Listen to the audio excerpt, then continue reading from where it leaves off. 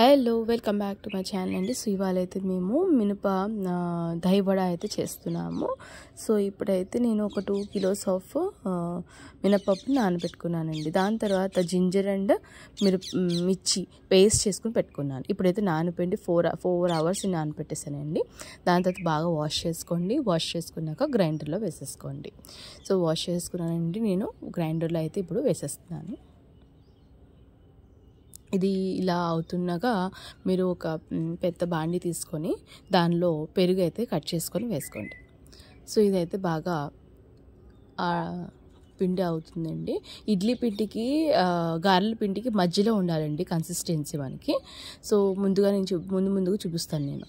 So పెరుగు అయితే మనం 4 లీటర్స్ అయితే వేసుకున్నాను.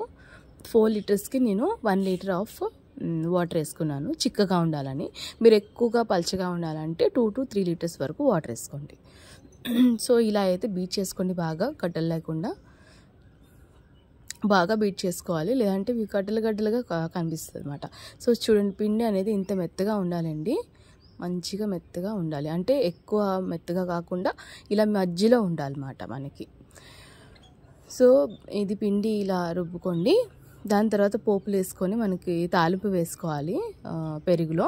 సో ముందుగా అయితే తాలింపు గింజలు వేసుకున్నాను, ఆయిల్ తాలింపు గింజలు వేసుకొని దాని తర్వాత చిన్నగా కట్ చేసుకున్న కరివేపాకు అయితే నేను వేసుకొని బాగా రోస్ట్ చేసుకోండి. ఇదంతా తీసుకెళ్ళి మనం పెరుగు అయితే మనం చీల్చుకున్నాం కదండి, దానిలో మొత్తం అంతా ఈ తాలింపు వేసేసేయండి.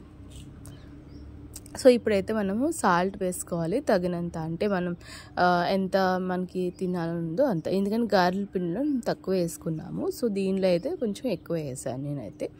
లేదు గారెల పిండిలో ఎక్కువ వేసుకొని దీనిలో తక్కువ చేసుకోవచ్చు. సో ఇదైతే బాగా కలిపి ఇంకా పక్కన పెట్టుకోండి. సో ఏదైతే మనము జింజర్ తర్వాత ఏమో పచ్చిమిరకాయలు పేస్ట్ చేసాం కదండి, ఈ పేస్ట్ ఈ పిండిలో వేసుకోవాలి. ఒక 4 టేబుల్ స్పూన్స్ వేసుకోండి. 2 కిలోస్కి 4 to 5 కూడా వేసుకోవచ్చు, లేదంటే మొత్తం కూడా వేసేసుకోవచ్చు. అంటే కారం ఎక్కువ తింటున్నామంటే వేసేసుకోండి. ఇప్పుడు దీనిలో సాల్ట్ వేసుకుంటున్నాను. మీరు చేతితో అయినా కలుపుకోవచ్చు, ఇలా బీటర్ ఉంటుంది కదండి దీంతో అయినా కలుపుకోవచ్చు. ఇలా కలుపుకుంటే చాలా ఈజీగా అయిపోయింది మనకి, ఎందుకంటే ఎక్కువ క్వాంటిటీ కాబట్టి ఇలా కలిపేసుకోండి.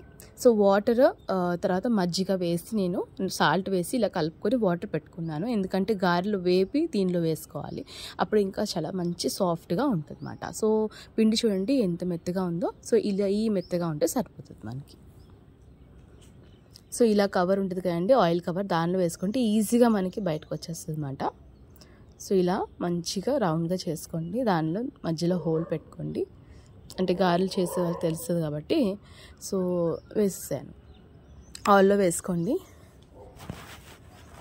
సో ఈ గోల్డెన్ వస్తే సరిపోతుందండి, గోల్డెన్ బ్రౌన్ సరిపోతుంది. సో ఇలా వాటర్లో వేసిన తర్వాత వాటర్లో నుంచి తీసి మనము మజ్జిగ ఏదైతే మనం రెడీ చేసి పెట్టుకున్నామో దానిలో వేసేసేయండి. అలానే ప్రాసెస్ మొత్తం అంతా 2 కిలోస్ కూడా అలాగే చేసుకోవాలి మీరు. సో మేమైతే క్యాన్లో షిఫ్ట్ చేస్తాం, ఎందుకంటే మస్జిద్కి పంపించాలి కాబట్టి క్యాన్లో అయితే షిఫ్ట్ చేశాను నేను. మొత్తం బ్రేక్ అవ్వకుండా ఫస్ట్ మొత్తం అన్ని గారెలు షిఫ్ట్ చేసుకున్న తర్వాత మజ్జిగ అంతా దానిలో వేసుకోండి.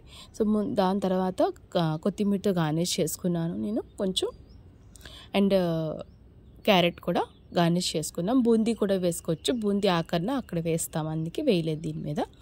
అంతేనండి, చాలా ఈజీగా సింపుల్గా చాలా బాగుంటాయి, చాలా స్పంజీగా ఉంటాయి. బయట ఎలా దొరుకుతుందో మనకి అలాగే ఉంటుంది అన్నమాట. ప్రిపేర్ చేసుకుని ఎలా ఉందో చెప్పండి. థ్యాంక్స్ ఫర్ వాచింగ్ అండి. By. Subscribe to my channel.